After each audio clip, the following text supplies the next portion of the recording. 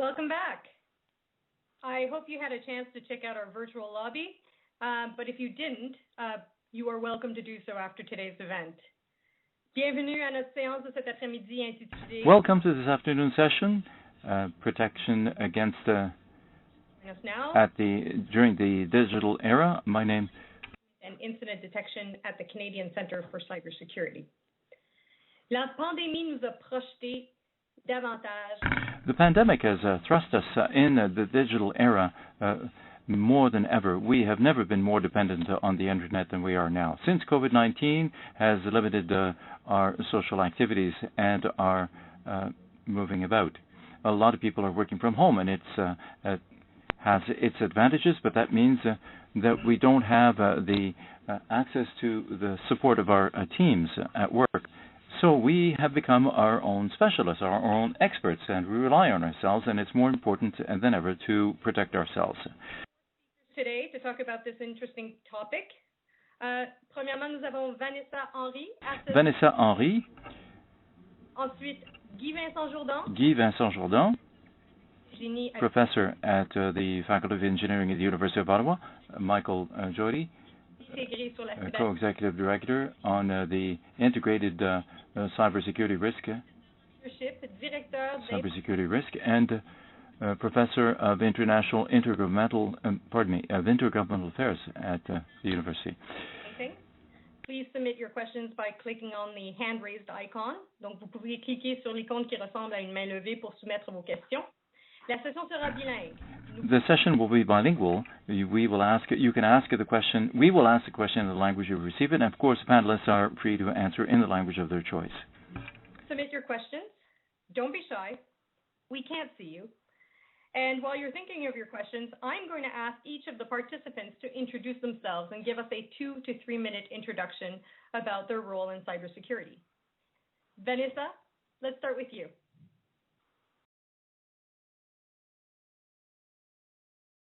Vanessa, I think you're still on mute. Merci beaucoup, Christine. Donc, merci beaucoup pour l'invitation. Thank you, Christine, and thank you for the invitation.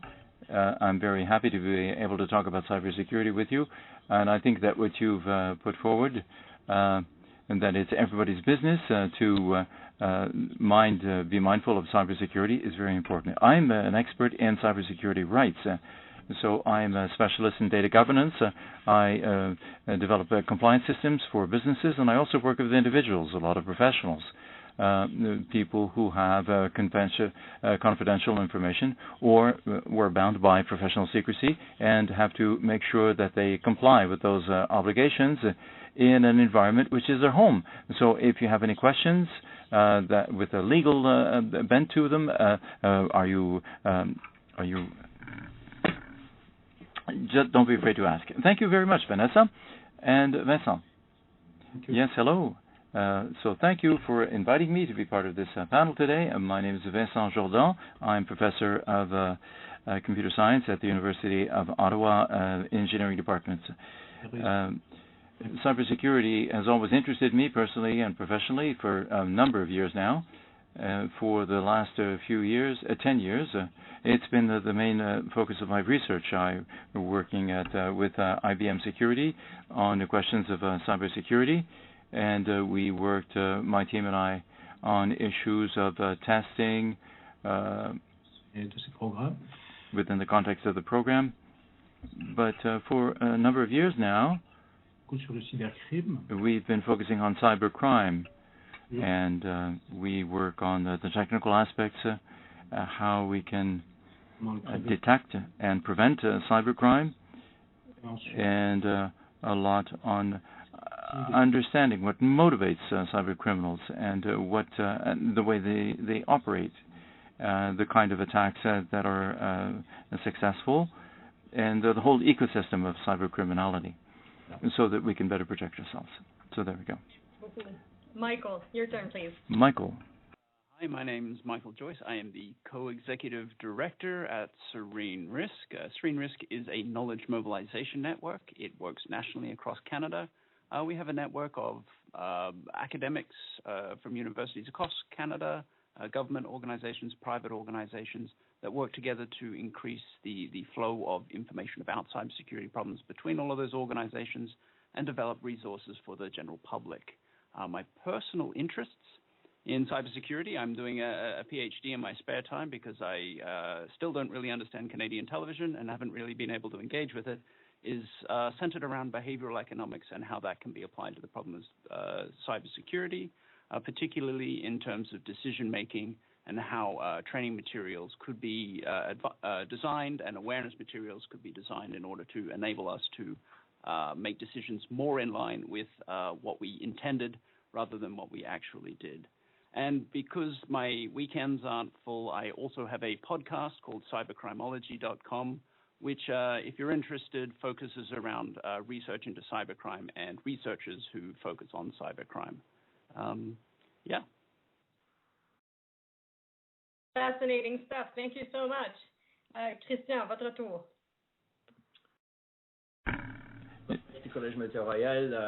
I'm from the Royal Military College, and I'm going to speak in English so I don't confuse the translators.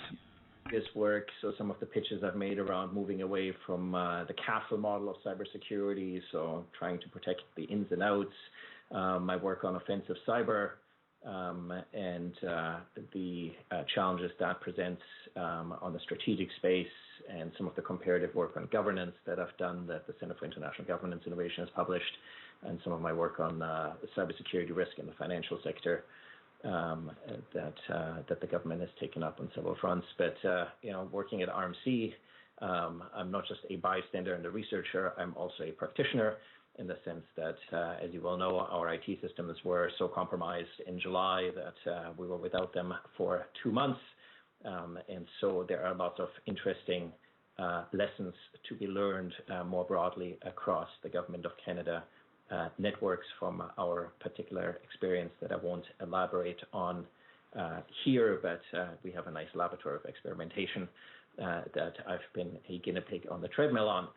I'm the social science co-director of the Queen's RMC NSERC Cybersecurity Collaborative Research Training Exercise Program, the only one in the country currently funded here, where we're taking some of the expertise that we've developed with our folks, with our work with the federal government, and translating it more broadly to also civilian students. My broad interests are in cyber as it relates to cyber as a domain rather than just security. So the security dimensions of cyber as a domain, because I think cybersecurity can often be very narrow and very sort of operational, tactical. And so that affects I teach a graduate course called the Cyber Challenge, where we look really at all sorts of social science dimensions of cyber. And really, cyber is as much a social science challenge as it is a technical challenge. If you think about the policy, the administrative, the legal, the political, the economic, the criminogenic, the strategic dimensions. And I also teach a graduate course that's called Cyber Statecraft and National Security, where we deal with sort of adversarial strategy and adversarial capabilities, and how that can help us anticipate some of the threat vectors. But the other important pitch, I think, in that course is that ultimately everybody has comparable capabilities. But what makes us different as a democracy is our governance, our institutions, our norms, and that we live by the norms that we are also looking to defend. And that's ultimately the difference to the adversarial and authoritarian regimes, as well as some of the non-state actors that are trying to challenge our way of life and our values. And so how we reconcile the cyber capabilities that we have with the constitutional democratic traditions, institutions, and norms that inform our way of life. So thank you very much. Actually, I'd like to make a segue from what you've been saying now, Christian. Many of us have been aware or have been made aware of this cyber incident that hit RMC actually in the last few months, and I'm happy that you've brought it up. I think I would start by asking some of you if you'd like to pitch in on the question of, well, what are the impacts of having a large organization like an academic institution, for example, or a research center that is being hit with a large cybersecurity incident? Like, what actual impacts and ramifications come along with it, and whether that be, from the technical point of view or from a legal point of view. If one of you would like to start, I'd be happy to hear your thoughts on that. Alors, si tu veux, Christine, je veux bien commencer. Je me suis sentie interpellée. Christine, I heard the word legal, so I guess I'll jump in. Du point de vue légal. So, from a legal standpoint, of course, any government organization or university has not only has to protect a lot of personal data, but also has a lot of intellectual property to protect.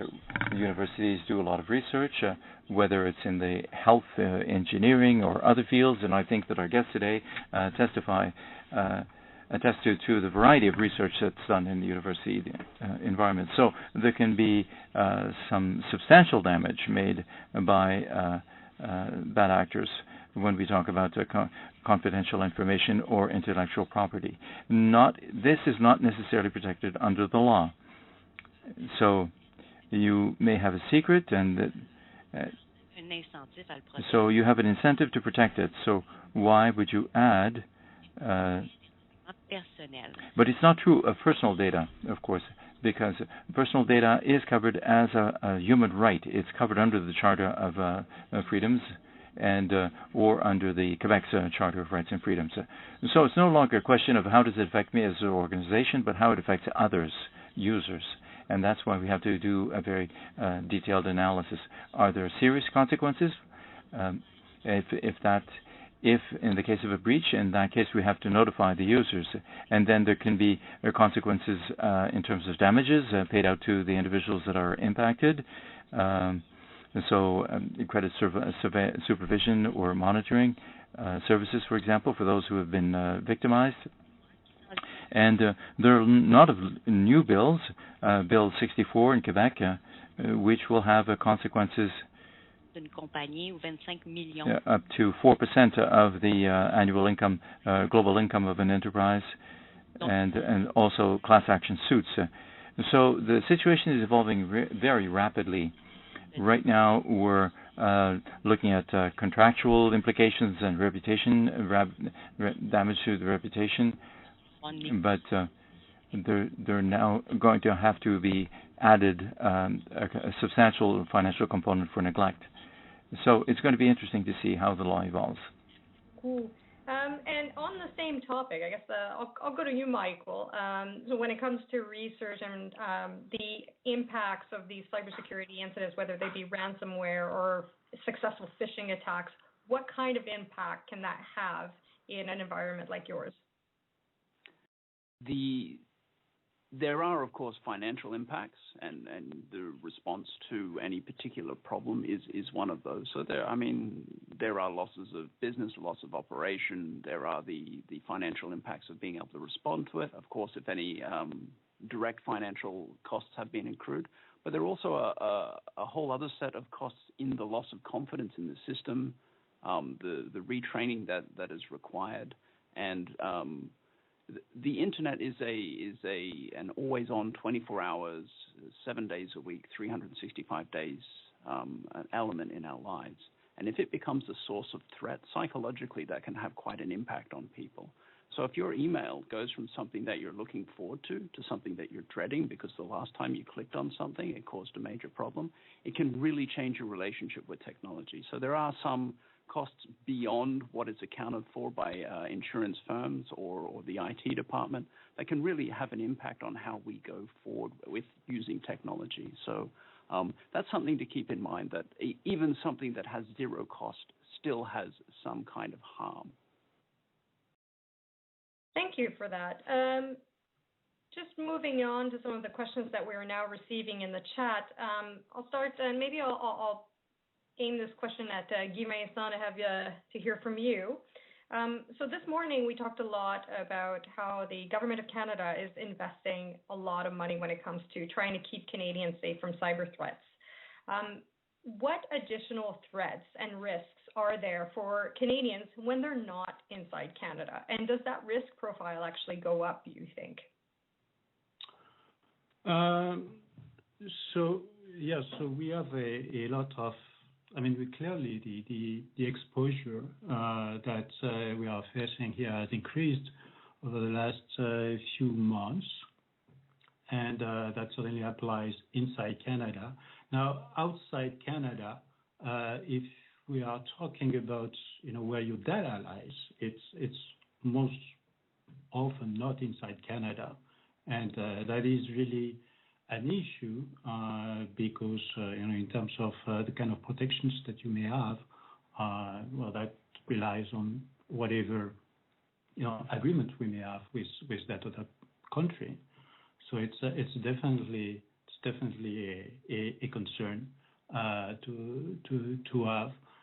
If we are talking about the kind of impact that we will be looking at if we were to travel, well, these days that's not really an issue, but as we travel out, yes, if you go out of your of Canada, you have to make sure that you are equipped with, for example, a minimum VPN, that you have all the material in place to connect as safely as possible and reliably back to here.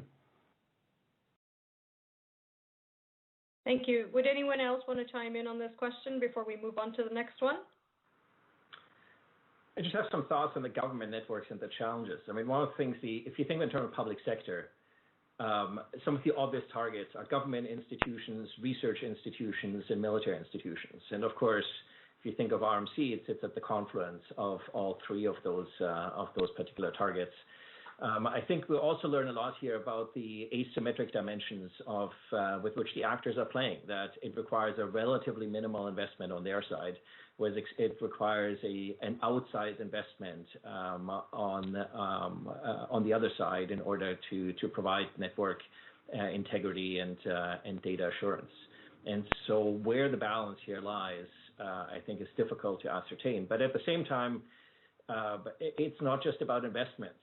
Governments like talking about metrics and money and how much they put in. I mean, JP Morgan, the year that they had their infamous hack, invested $250 million in cybersecurity, and that's now years back. And so I think one of the things that we can learn from this is that actually simple behaviors of all of us make all the difference, because it is our behaviors and our interactions with the technology when we enter cyberspace, how we behave in cyberspace, how we conduct ourselves and what we interact with, and when we exit cyberspace and the domain, that ultimately creates sort of a lot of these vulnerabilities. And so, we talk a lot about cyber hygiene, but I think in many ways it's rhetoric, and we kind of feel, we're all doing our part. But it actually turns out that this is sort of back to basics of the real difference that we can all make to make life a whole lot easier, and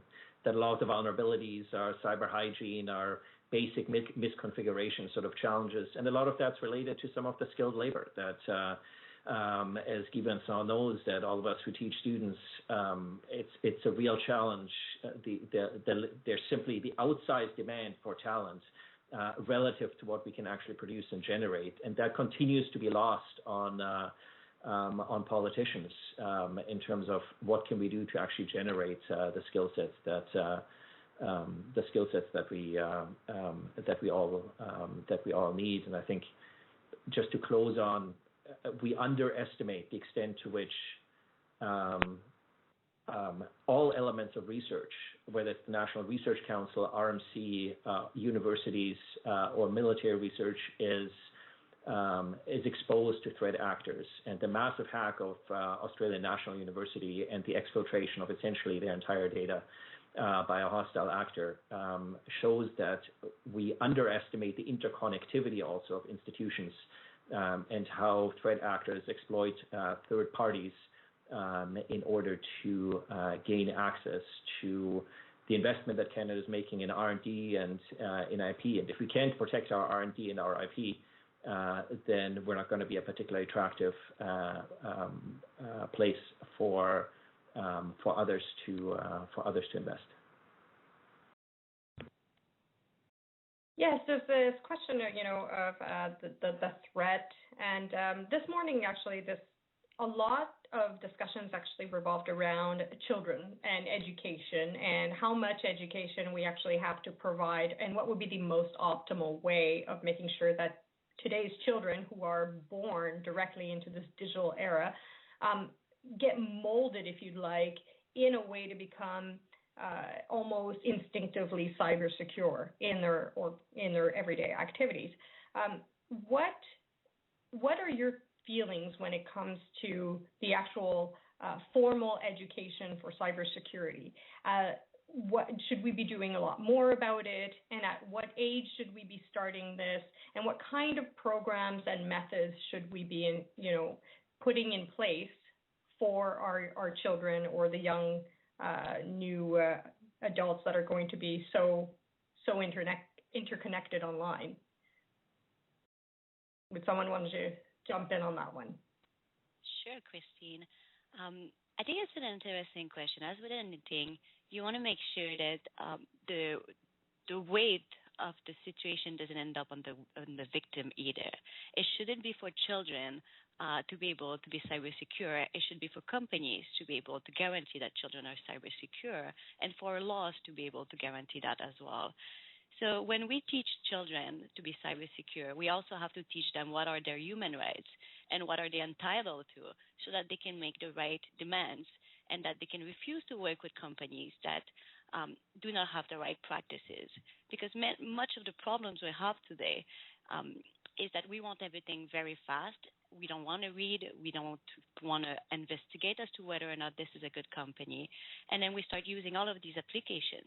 I see many, many professionals that have TikToks and all of these applications on their professional phone, which is maybe or maybe not moving data all over the world and creating maybe breach of attorney-client privilege.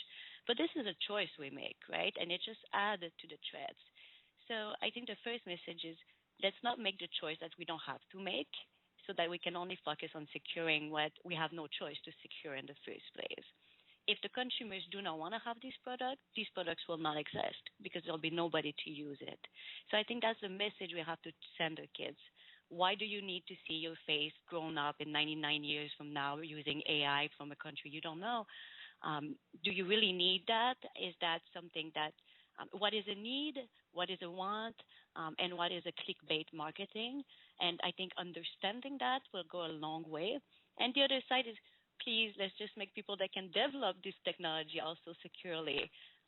When I was in school, I do not remember anybody offering me to do coding or to do software development. They offered me to be a doctor, a lawyer, an accountant, and I'm terrible at math and science, so here I am today. And if it was an option maybe to do software development or do it securely, I think I would have loved to know that. And I think anything that we teach has to include security. It's not an option to be a lawyer and then on the side be cyber secure. It's part of who you are, right? And it has to be presented like this, even in KPI for employees or when you teach children. It's not a side thing. It's who you need to be. And I think if we work this side, we're not blaming the victim so much, we're empowering them. And I think that would be important in terms of messages also for corporations. Michael.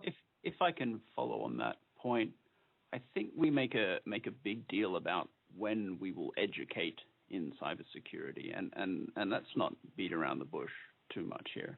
Cybersecurity is fabulously complex. The chances of us, of myself, understanding the full range of possibilities for cybersecurity, the threat environment, to understand it absolutely, to understand the entire range of mitigation technologies and tactics that are available, is very small. Even doing this all day, every day, I don't know everything that's going on. And quite honestly, I shouldn't have to, and I don't want to. So to try and put that onto teachers and kids is a big task. It will be in schools. It will be part of the curriculum, but it will eventually be in everything. Once upon a time, when I was at school, there was an IT class. We only had computers in one room, and we only used them for one thing. Now they're a part of everything for every child in every aspect of their schooling and life. The way we tend to learn complex behaviors, even as adults, is to imitate those that seem to be able to do it well. So if you're looking at your children and you're wondering about how they can learn to be more cyber secure, become more cyber secure yourself. Put the effort in, start showing the behaviors that you want your kids to exhibit, demonstrate what they should be doing, and make it a part of your life as well. If they know that they can make choices because you've explained that you're making choices with technology, then they will ask those same questions. They're trying to do it themselves at the moment. They understand about copyright. They have their own terminology for using those laws, both for good and for evil purposes in terms of copy striking. They're aware. Just make it part of your family culture as well. There was a lot of discussion this morning, I understand, about culture. Culture starts with you. So start doing the behaviors around your children, around your workmates, and that forms part of that basic education. It's a way of interacting with technology, and you have the opportunity to model it for those around you so that they can copy your successful example. Don't leave it to the teachers. De très bons points, de très bons points. En fait, la question... Some very good points there. Actually, the complexity of cybersecurity brings us to another question that just came up. Le concept comme quoi, si la It's the concept according to which if cybersecurity is so complex and difficult to apply, and we need experts with really deep knowledge to do that properly, and even when we invest $200 million, we can still be a victim of a cyber attack. complexe. So if it is that complicated and it is so costly for great institutions who have the means to defend themselves, what can the average citizen hope to do in terms of assuring their security for themselves? Guy Vincent? Oui, alors ça c'est vraiment le cœur du problème, n'est-ce pas? Well, that is at the heart of the problem, indeed. Jusqu'à Everything we've said up to now complexe, il y a tellement de choses. reveals it's so complicated, so many things. What can I do personally as a citizen, and what can't I do, Être fait par les... and what needs to be done by companies and the government? Effectivement, c'est une image complète. Et... So it is a comprehensive picture, and each person has a role to play. So let's take a few examples to be very clear as to what you can do as a citizen, as a person who works. There are several things that can be done here. It won't solve the problem, but it will at least enable you to do your part. Les problèmes les plus fréquents. So take the most frequent problem that happened. For example, not that long ago, there was a hack at CRA where some data was leaked, and that happens often, that data is leaked. So that's a problem for you. It's a complicated problem in the sense that you don't control. You have to give a certain amount of information. That information is now out in the wild. It's with the government, with the bank, with some companies who are or not in Canada, and you're fairly limited in what happens from there onwards. So you can try and be careful. You can try and not give the information that isn't necessary to give. If you create an account somewhere, you're asked for your age, this and that. If it's optional, you don't have to say. If you're forced, you can say what you want. You don't have to necessarily share the information if it doesn't seem relevant. So once that information that you gave is out, it's out of your control. So we'll probably discuss what we can do to force these companies to better protect the information, but yourself, personally, the main issue, the main thing you can do is, first of all, secure your account as much as possible. For example, if you're offered an option of using multiple invoices, so to get it through an app and through paper, a second way of knowing that it's you. If there's an option, take it. It's a bit cumbersome. But the day someone tries to hack your account, it might be that saves you. And another thing that you can do is to make sure that the usernames you use are good. And usually that's the main problem. People reuse their usernames. That's what happened with CRA. People use their usernames, and that ends up, that information ends up out in the wild. You just need to have one of the usernames, and then you're vulnerable everywhere if you use the same one. So you need to use different usernames, but having said that, it's more easily said than done. How can you do that in reality?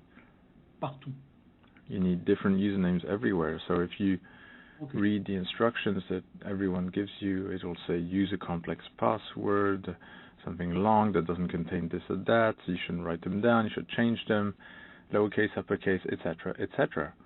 And it is very difficult to do. And all this advice is useless, really. If you try and apply them, it's a nightmare. You won't manage. And the saddest part for all that is that even if you follow the advice, you will have a result that's marginally better than if you didn't follow it. So my advice is forget about that. Forget everything you've been told, and instead you'll do two things. The first thing that will probably improve your situation most, if you're not already doing that, is to use a password manager. I think we mentioned it already this morning, and I'll say it again because it's really surprising how much people do not do that. Use a password manager, an external one, installed in an app. There are many. I'll name 2 or 3 just to give example. There's Lastas, Dashly, Bitwarden, 1Password. Those are password managers. If you install any of those, you will be much better protected than before. So to install that, you look at your ecosystem. It has to work for you, so it has to work on your phone, on your tablet, on your computer. So you have to look at your devices to see what you need. And take the password manager that will work for you. You can look at the prices. It goes from free to $50 a year.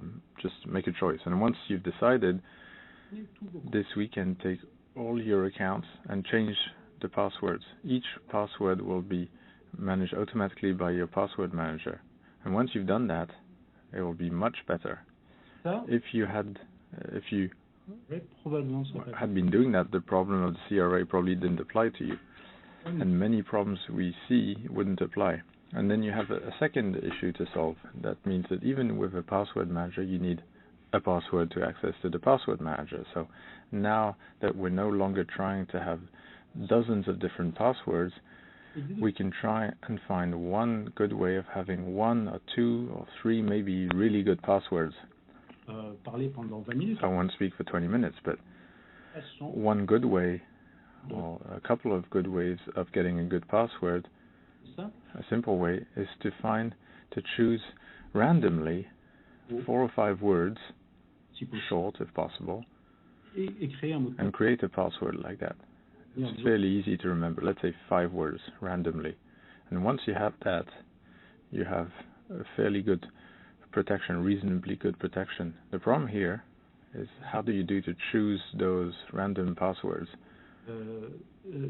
Because as humans, we're not very good at creating randomness. So I suggest you use a tool called Diceware. Diceware, like a dice. Those are lists of words, and you have lists of words in French or in English, in whatever language. Each list is about 7,800 words, and the idea is to take a dice and you throw it 5 times in a row, and it'll give you a number, and it'll choose for you a word in the list. You do that, you don't cheat, you don't choose another word you prefer, otherwise it's not random. You do this, you generate a list of 4 or 5 words, and you can remember that, and now you have a good password that's random, and it will give you access to your password manager and you have increased greatly your safety, your security. And we're talking of education. So all the families should do that, your children, yourself, and you should do that in a systematic approach. There you go. Advice, and I think that they are practical and people can use them and in all of their regular settings and devices and so forth. One other practical question that has just now popped up, a little bit of an interesting one. Is it better or worse to give your credit card number by phone or by computer when making a purchase? Does someone want to try to tackle that one? Sure, I'm happy to answer that. So it's not the way you're doing it, it's the tool that you're using. So if you're putting a credit card online in an unsecured form, that's very different than one that is secured. A form that is secure is a form that is compliant with a norm that we call PCI DSS. And that's the norm that every credit card holder have come together and they set up the controls that are safe to handle credit cards. How do we know they're good? Well, they're the one losing money when they're not good. So they have a very good interest about making that standard efficient. There are only a few companies that are level 1 certified, so you can think about Stripe. And most companies that you're using online when you're passing through your credit card are not passing it themselves. They're just taking a form that is done by Stripe, and it's tokenized. It's very secure. It's going back and forth to Stripe. The company doesn't see your credit card either, and it's going through a supplier that's PCI DSS compliant. So in the vast majority of cases, when the implementation is well done, it's relatively a high degree of security that we can see. I don't want to make my lawyer mind doesn't want to make warranties right now, but it's a pretty good security. How do you know if it's not PCI DSS?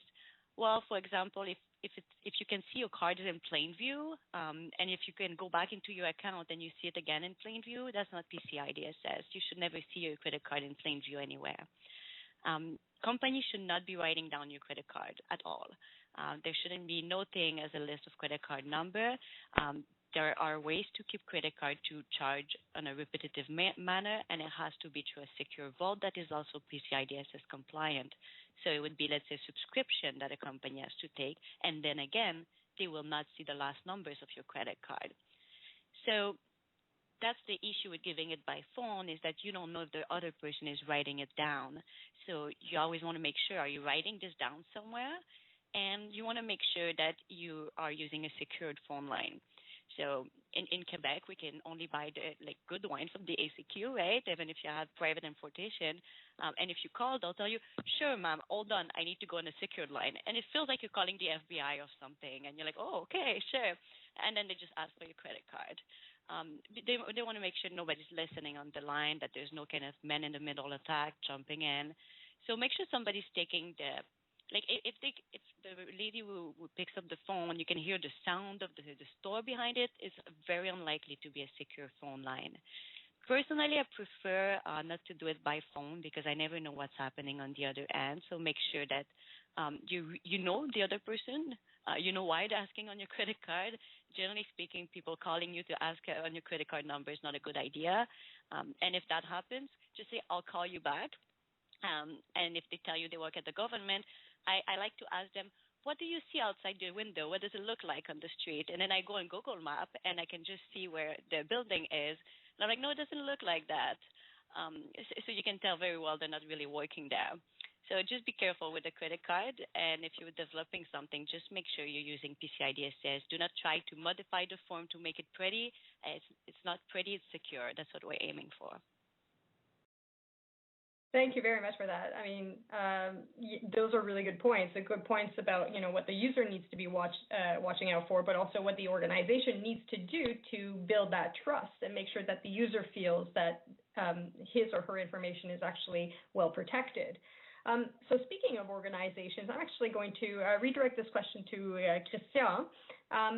When it comes to how organizations want to implement and make sure that cybersecurity is a culture within their practices, where should the accountability and the responsibility to enable these organizations to uphold a strong cybersecurity culture lie? Yeah, I think that's a nice way to sum all three of the previous interventions, right? So to make the segue from Vanessa's, I think, very helpful points. One way is if you have a credit card that you only use for your online purchases and you have a separate card that you use for your regular kinetic offline purchases, then if one is compromised, you don't. So that's sort of one easy way to parse matters. And I think in terms of the culture, that plays in nicely, I think, into Guy Vincent's sort of point that, and I think also what Vanessa points out, that technologically we can, I don't want to say we can solve all of these problems, but we have approaches to most of the challenges that we face. The problem is that most of these approaches are beyond what the human behavior, the human psyche, and the human mind can actually cope with. And so the shortcuts that Vanessa and that Guy Vincent have outlined, I think, are increasingly where we will be going in this direction. And for instance, to this effect, Michael and Serene Risk have a nice video series of a whole host of shortcuts that are relatively easy. And look, if somebody wants to steal your car from your driveway, they'll find a way to steal your car. They'll come with a flatback truck and they'll haul it out. But there are a whole bunch of things that you can do to just make it a whole lot more complicated and more difficult for the adversary to do that. And I think those are the sort of threshold elements that can keep many of the more simple attacks, simple compromises to thwart those. And that's where I think, to some extent, this is a bit analogous to driving, right? We don't all understand our cars and exactly how they work. I certainly don't. I'm a social scientist. So, there's certain elements we need to understand, and there's the rest that we need to leave, on the one hand, to government when they license these vehicles, and on the other hand, to good mechanics to help make sure our things sort of are in good driving order. And so I think what we're still figuring out in terms of the culture is what's our own responsibility, what's our organization's responsibility, what's the private sector's responsibility, what's the public sector's responsibility. And if we're talking about the public sector, look, people always look to government to kind of help you out, but the technology is advancing much faster than any ability of government to keep up. So if we look at how long it takes, how cumbersome it is, for instance, to change legislation and to, we will always be behind the ball in terms of the frameworks that government can set. So what are other mechanisms that government have? Tax incentives, regulatory incentives, policy dimensions that are more agile and that are more sustainable in setting up these types of cultures and incentivizing the private sector to do the right thing. So as a simple example, the UK's certification measures for equipment that, aren't going to get you the super high standard, but at least they've been able to root out some of the most egregious and simplistic challenges that present themselves simply on the basis that the private sector is there to make business. So ultimately, on the one hand, they want to build equipment that's sort of as cheap and effective and convenient as possible, because security is always inconvenient and it's expensive. And the private sector isn't going to have a great incentive to change the technology that's behind what we're doing if we can provide sort of a baseline. And maybe that's something we can do on a voluntary basis, where you can get a certification from the Canadian government if your equipment meets at least certain minimum standards and merchandisers meet certain minimum requirements that Vanessa has laid out in sort of like a traffic light approach, for instance, green, amber, red, where at least institutions would vie for a green ranking. What is that we can do in terms of security cultures? Yeah, we can try to change the government and banks, but what can we do for smaller and medium-sized businesses that generate 70% of the jobs in this country, and that in many cases simply have relatively little bandwidth or relatively little margin to invest in security? How can we make sure that we also bring them sort of more into the know-how here of how we actually approach these things? But I think, and I'll close on this, the challenge here is, so I brought the driving analogy, but of course car companies, governments can exercise a fairly large degree of sovereignty over them. If you don't do this or that, you're not going to be able to bring your equipment in. If you don't do this or that, we'll either not give you a driver's license, or we'll just take your driver's license, or we'll decertify whatever sort of mechanic worked or garage that worked on your car. But of course, we live in an era where the corporations that provide much of the equipment and much of the back end that we're using are far more powerful than many medium-sized democratic countries, so medium-sized, significantly large economies, and where for the first time we live in an era where these corporations can effectively upend national sovereignty by essentially imposing their will and their standards on people. And if you want to look at how this plays out in practice, look at the fantastic investigation that the BC Privacy and Information Commission and the Privacy Commission of Canada have run with regards to Facebook, and how Facebook has responded to expectations in terms of changing their way of doing business. You can read that investigation online on the Privacy Commissioner's website. And I think this is the fundamental challenge about how do we reestablish some sense of sovereignty, especially over the large corporations, where government is able to strike a better balance between individual responsibility, corporate responsibility, government responsibility, and what we as a community and as a culture can actually manage in terms of the change that we need to bring about, the behavioral change and the value change that we need to bring about in order to set ourselves sustainably in a digital 21st century. I am so happy you finished with those comments and you brought up Facebook and privacy, because I'd actually like to move on to one of my favorite topics, which is social media. And it keeps coming up over and over again. And one of the questions that have been sent to us is there a way to stay safe that doesn't require us completely disconnecting from all social networks and those smart technology? Is there a way, or is our phone just always going to be listening to us no matter what we do, as long as we have a smartphone? Michael, would you like to take that one? I have a little story to tell, and I bring this story up when someone mentions just disconnecting everything, and it's about a restaurant that I think was in New York, outside of the city, upstate New York. And they weren't interested in social media. They'd never been online. Lovely restaurant, booked out every year. And then one year they got less bookings than usual. And they thought, oh, well, maybe the season's just down. And then the next year they got almost no bookings. And 2 years after that, they went out of business. Now, they weren't online, but the problem that they had was that someone had started a Yelp campaign against them, putting bad reviews, saying how the food was unsafe, how it was dangerous, how it was problematic. They had no idea. They weren't online. They weren't able to defend their reputation because they just weren't there. Just because you're offline doesn't mean you're safe from these things. So I just like to point out that strategy, that's not necessarily going to win for you either. There are things that you can do. The platforms are slowly taking more and more responsibility, much slower than they should be.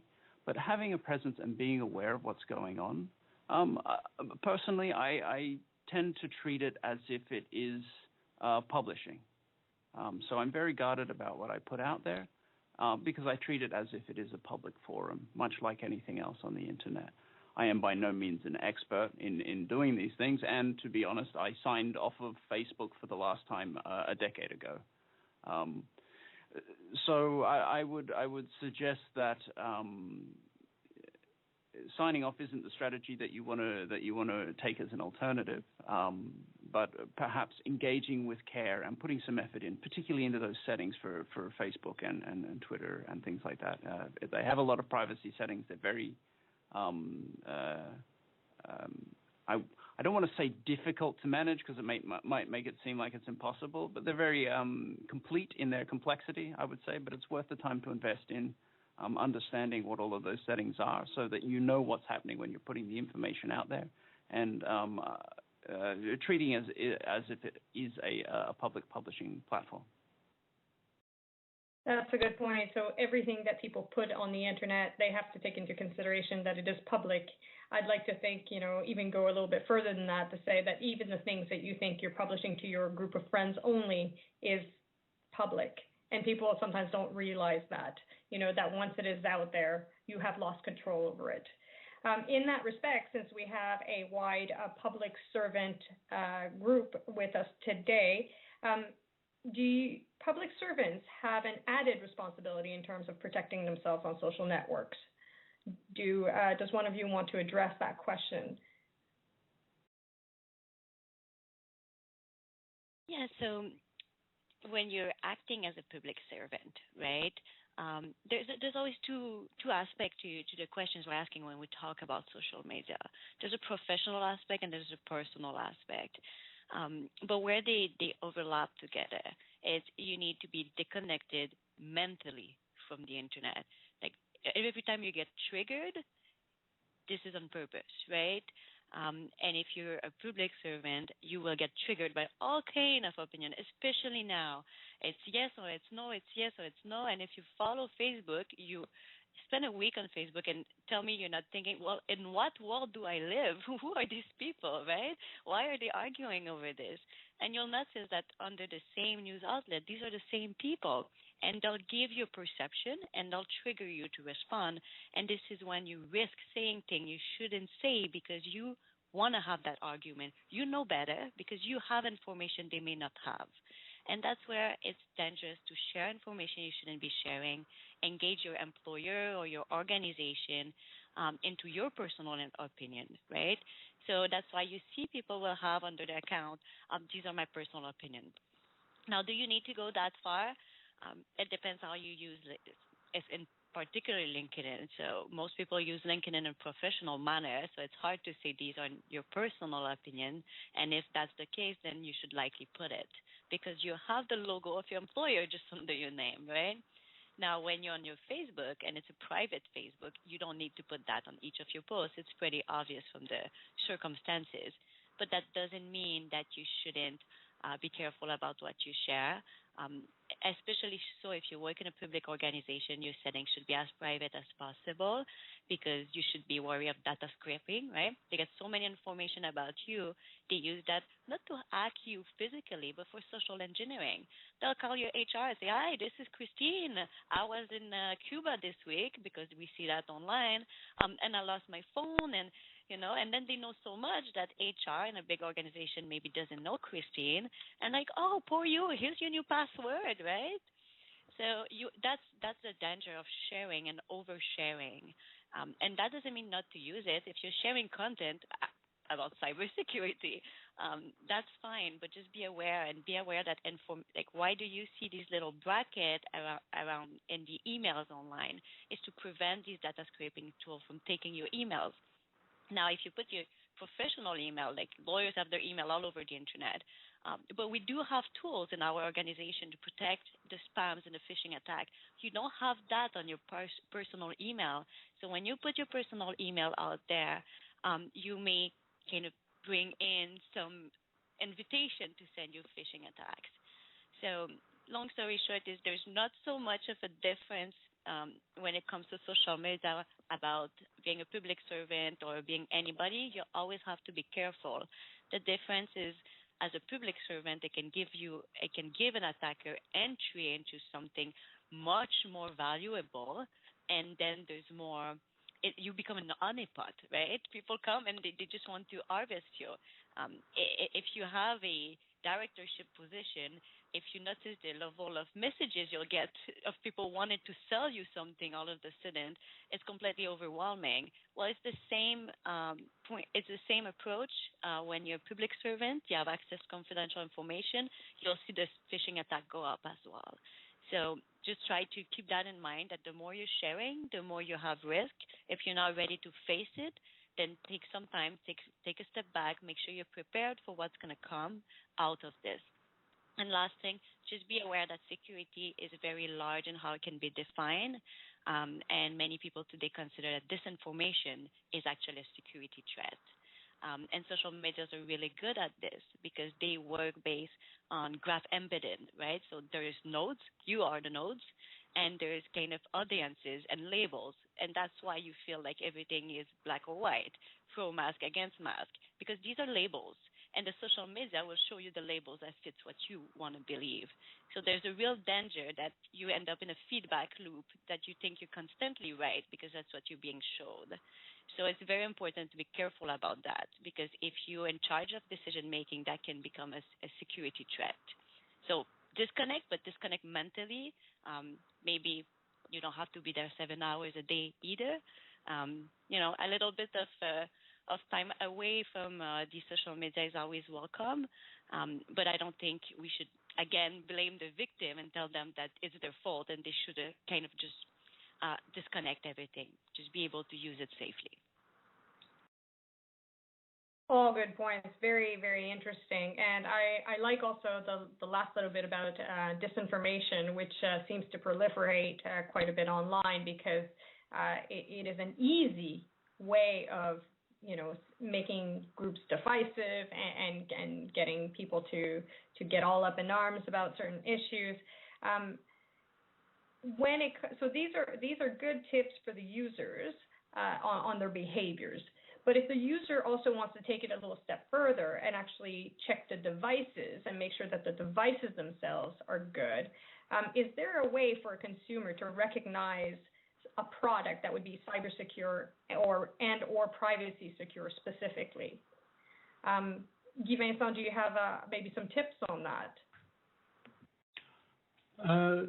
Well, I don't know that I have very intelligent tips here, but in reality, if you look at the average household, you will see that people do have typically some sort of old computer, like for the kids, some machines that is still running in the background, and that's terrible. It always was a bad idea, but it's even worse now that you are working from outside.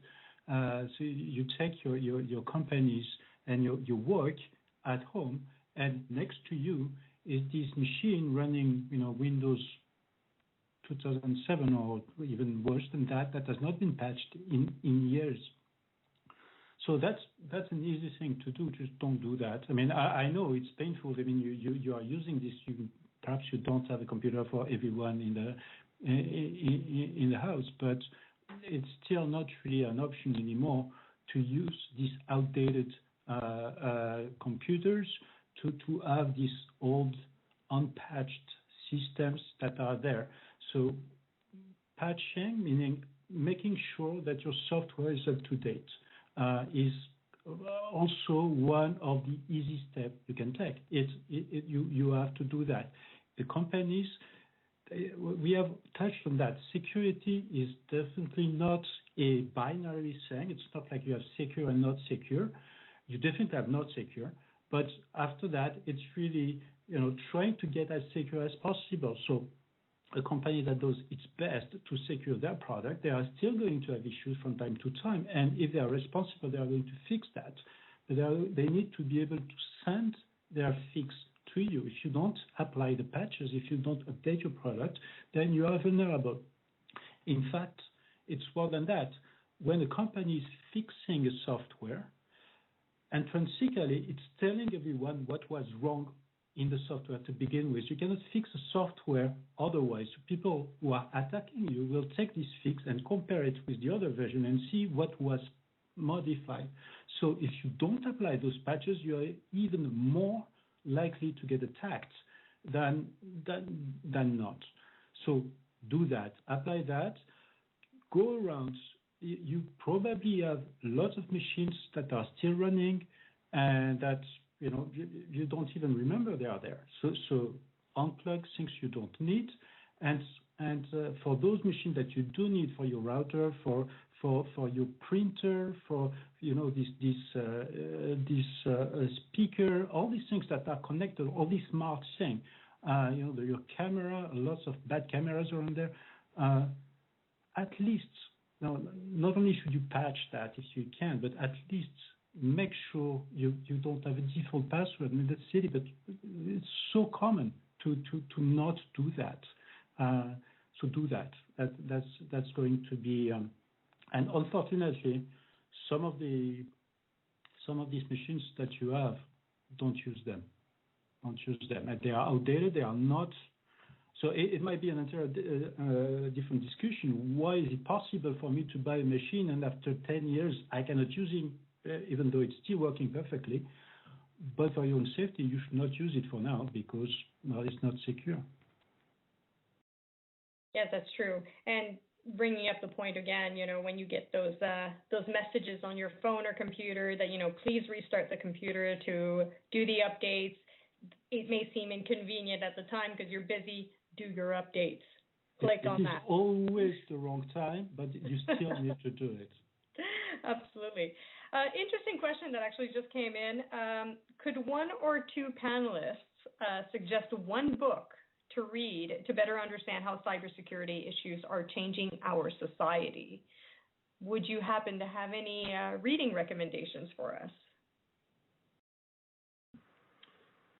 Yeah, if you're interested in the offensive cyberspace, Thomas Ridd's work on why cyberwar is unlikely to happen, for instance, is a base sort of a spin-off from his famous article. Is a good helpful read.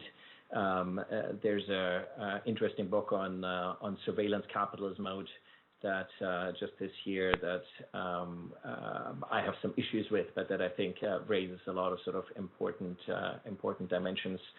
And there's a guy named Kello at Oxford who does some really interesting and helpful work, and just I think in putting together a lot of the pieces that many of us are puzzling with. Like so as an example, for instance, so you just talked about, okay, you got to do your update and you got to patch and stuff. But why do we need to do that? Because we've essentially, by and large, created a technological monoculture. We have a very few small set of companies that provide most of the technological environment that we live in, and so that then, for instance, raises broader questions that, as we all know, are questions du jour about competition, and are we well served by this monoculture? We have basic sort of challenges of that people will always pick convenience over security, and so how can we shortcut the challenges that presents? The liminal space that Vanessa referred to between public and private, and how that sort of affects our institutions.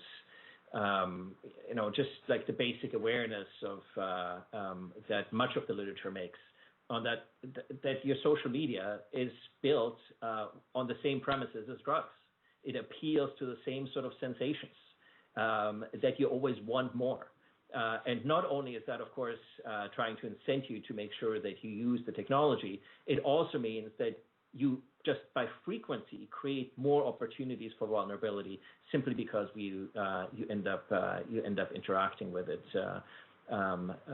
more often. So I think why the literature and the research sort of is helpful and insightful is that a lot of we can have sort of tactical conversations about, okay, so how do you keep your password safe, and how do you make sure so that you update? But it can really help you put together the broader pieces about why is, especially for us, well, I shouldn't say us, me as a geezer, as a digital immigrant, as opposed to the younger generation, the digital natives, that we bring a very different conception of privacy to the internet, to what we do in the workplace than the younger generation. So what does it actually mean to live in an environment where you have to assume that all the technology is permanently compromised?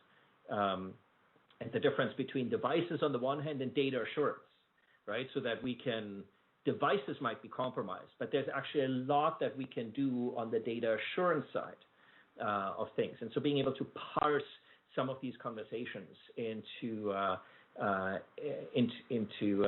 nuances. And so I'll close on this, that I think where the literature and the research sort of can really help is that there's a vast asymmetry in the public's understanding, civil servants' understandings, politicians' understandings of the technology, and how that technology actually works. And so bridging at least some of that gap so we can have more informed conversations.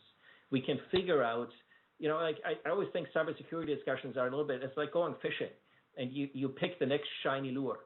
And, you just chase after the next shiny lure, as opposed to kind of actually understanding, so what's the sequencing and what's the strategy of kind of what we want to focus on and what we need to talk about, what we actually need to change. And look, let's remember, we live in a democracy, and in a democracy, the people have the right to decide. And as long as the people aren't asking for better devices, more secure data, different types of governance, and make it a governance and a government priority, we'll likely continue to be stuck in the sort of rut that we have. And so I think raising the level, the information asymmetries, the information gaps, and raising the level of conversation is, and I think, if you're talking about the civil service, I think that's, as civil servants, irrespective of which level of government, that's probably one of the responsibilities that we can each take on. I think people expect more from civil servants than they do of the general population, and they especially have an even higher expectations of those who wear uniforms.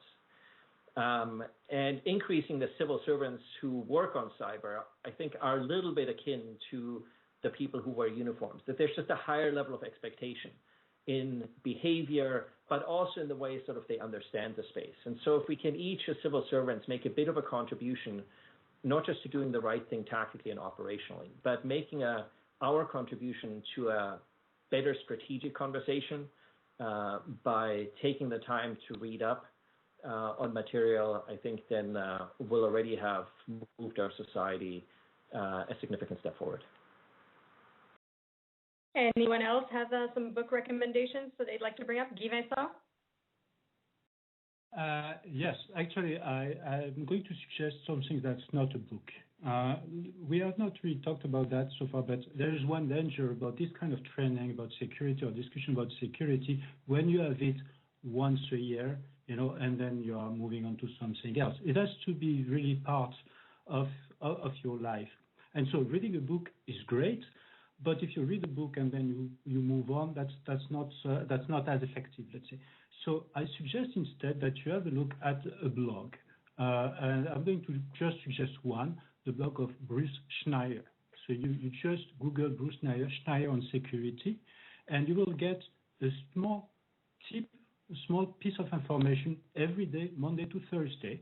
That's usually the first thing I read when I wake up in the morning with my coffee. I look at that. It's very small, but it will talk about very different things about security, most of which you don't care. But from time to time, you are going to find something interesting.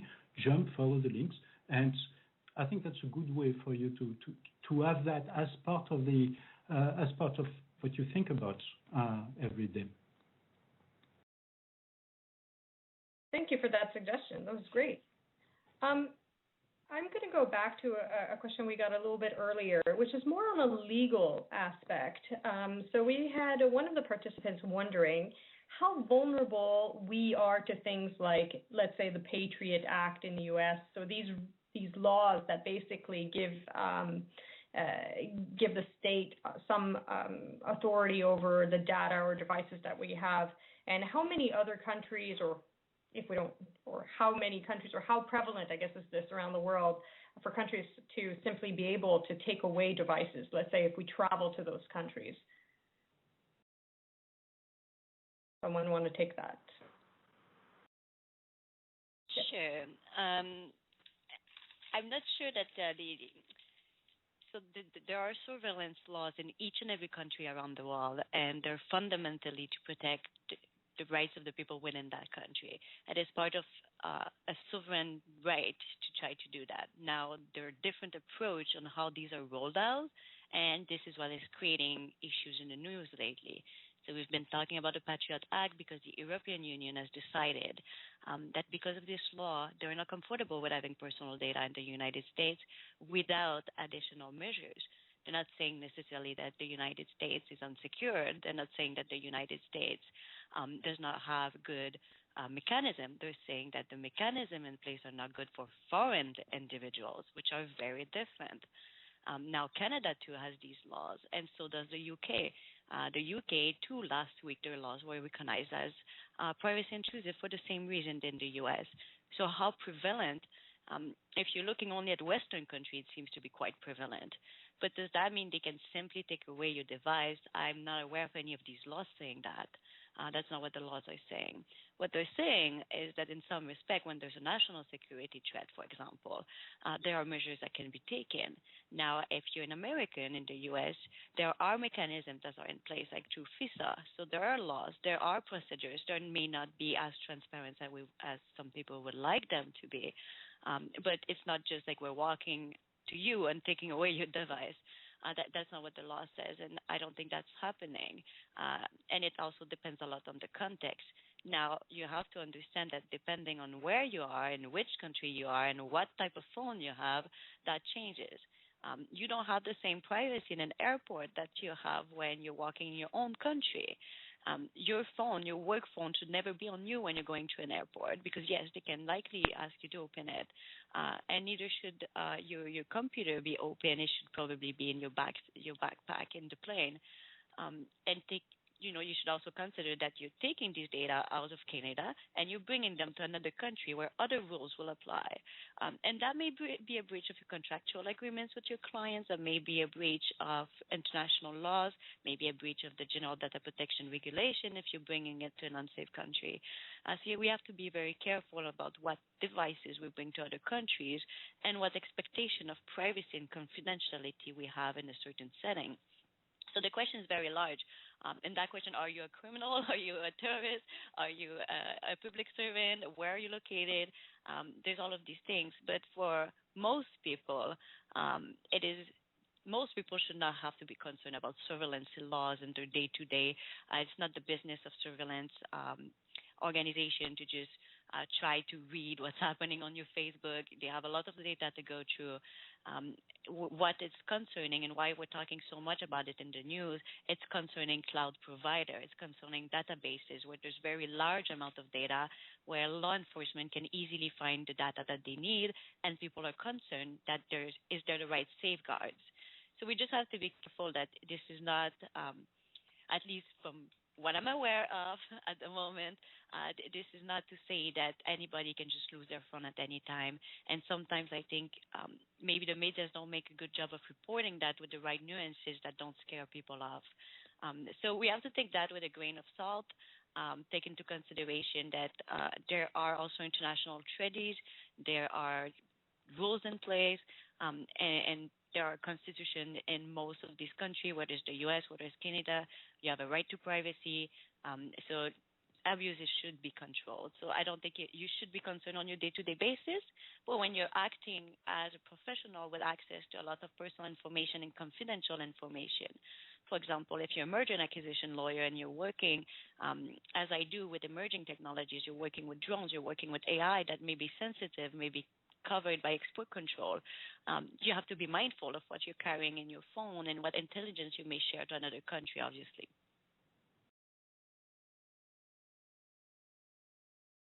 I appreciate the insight. I have one last really short question. It's a follow-up to what Guy Vincent was talking about earlier. And then after that, I'm going to ask each of you to give us your parting thoughts because we are now wrapping this up. So Guy Vincent, question that came in is, with regards to updates, is it a good idea to set devices to perform automatic updates?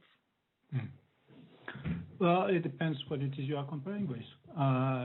Again, there is no black and white here. Of course, if you have automatic updates, that can be disrupting, it can break something, and maybe a bad idea. If you are comparing it to not updating, that's much better.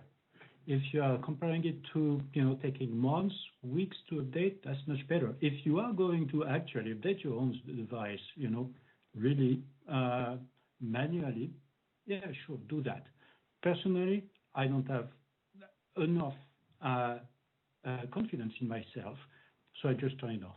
I turn it on, sorry. I just let it do this thing, and it's updated on its own. It's not the best, it's better than being out of date.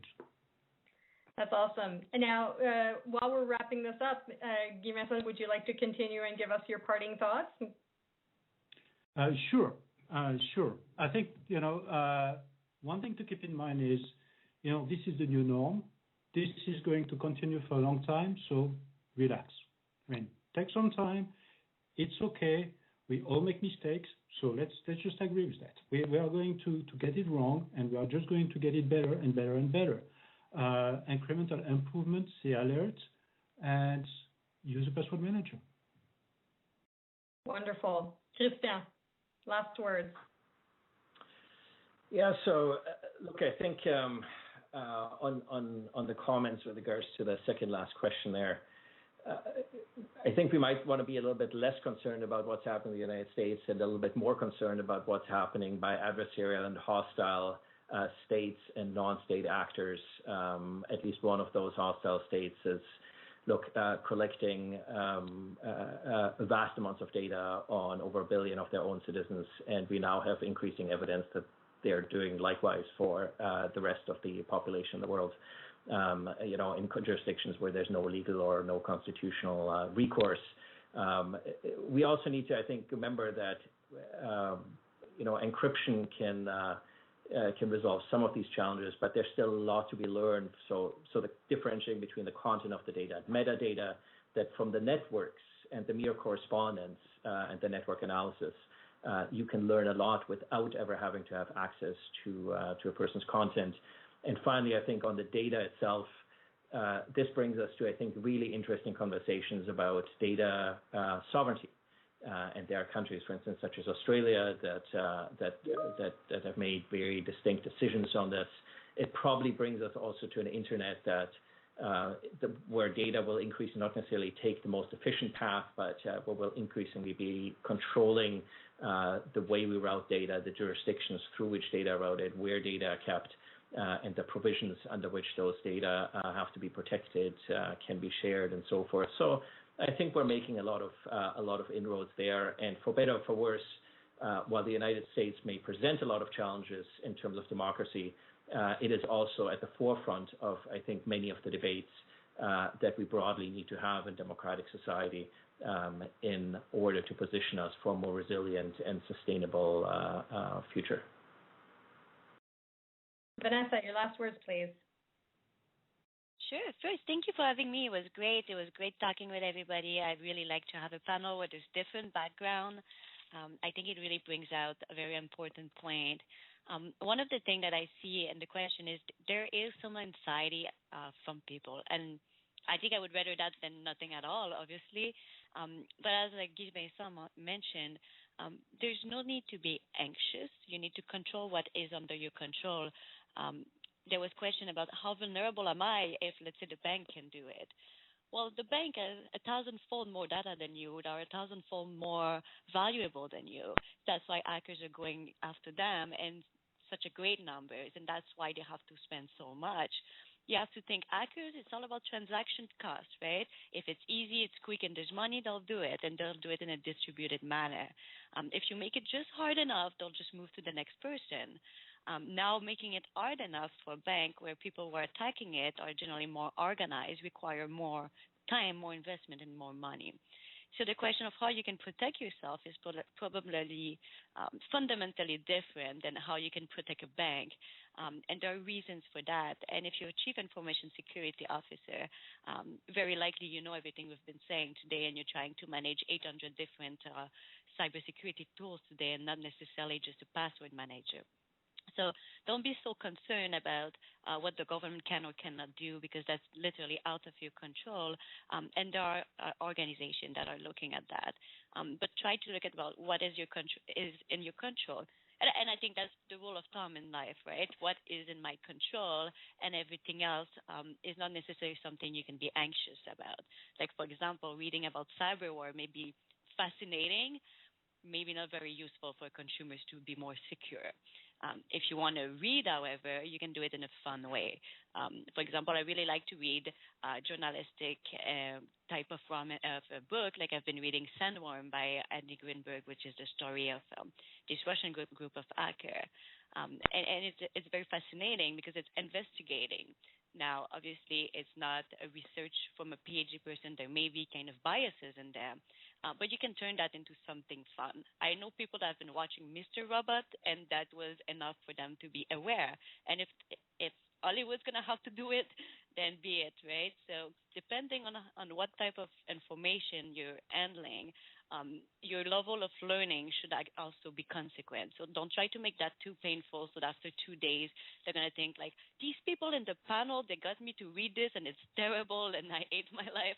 I don't want to be responsible for that. Try to find an angle that is going to be interesting to you. And I think it's just something that we do on an ongoing basis. It's a marathon. It's not a race. So it was very nice answering all of you guys' questions. Thank you so much for the variety of the question and how engaging people are. So I think it's very reassuring to see people engage like that. Michael, you get the honor of closing this panel. Wonderful! What a thrill! This stuff sounds complicated when we talk about it for an hour, but there were a few simple points that were brought up during this. If you follow those points, do what Guy Vincent said, you will be head and shoulders above everybody else. I think the phrase in Canada is you don't have to outrun the bear. But there's two things that I'd like to leave you with. The first one is we talk about cybersecurity, and it's a really sexy word. Think of it in terms of safety. Operational health and safety is something that you can do in the office. You do have a responsibility. Your office will buy you the safest scissors and staplers that they can find, but it's still somewhat up to you to not run around the office with the stapler or the scissors. The other thing to keep in mind is that safety is a team sport, and cyber safety particularly so. If you see someone running around the office with scissors, you will probably say something about it. If you see somebody doing something that's unsafe in terms of cybersecurity practices, this is something that you should also perhaps say something about. Maybe not to your boss, but maybe just to them. Hey, I noticed that your password is 1234, and I'm just getting a coffee from the other side of the room. Maybe you can consider installing that password manager. The other thing to keep in mind is a lot of the advice that we give out is things like don't click on suspicious links. And in that term, we mean suspicious in the terms of unusual and harmful, those two things together.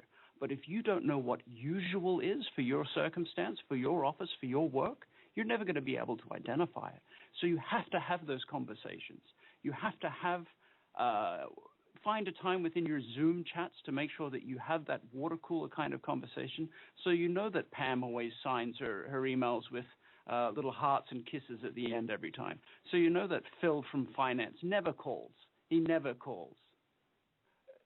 That way, when you start getting those suspicious activities, you can identify them more readily. If someone sends you an email saying it's from Pam and you need to change the account number, but there's no hearts and kisses at the end, flags will go off that wouldn't have gone off previously. If you get a call from finance telling you that the boss needs an urgent transfer, but finance never calls, there will be some alarm bells to go off. Cybersecurity is a team sport. And cybersecurity for you is really about safety. Safety for you at work, for yourself, and safety for the people who use the products and services that you put forward. There's a role for you in doing things safely, and with a few simple tips, a few little things here and there, the password manager, turn that on, engaging your safety squints when you're on social media, you'll be able to do those little things that will make make your products and services just a little bit safer. And by working in a team, you'll be able to engender a culture of cybersecurity that will work not only for you, but for the people that you're serving. Merci énormément, Michael. Merci, Vanessa. Thank you very much, Michael. Thank you, Vanessa. Thank you, Guy Vincent. Thank you, Christian. It was fascinated. I loved the discussion. I am very lucky to have had you today. With us, this concludes our panel, and this concludes the first day of our event. Your feedback is very important, so we will ask you to please complete the electronic evaluation that has been provided to you, or that will be provided to you in the coming days. The school has a lot more events to offer, so please don't be shy. Go visit their website and see if there's any future learning opportunities that you might be interested in. And once again, thank you so much for being here, and I wish you a wonderful day and look forward to having you participate again with us tomorrow.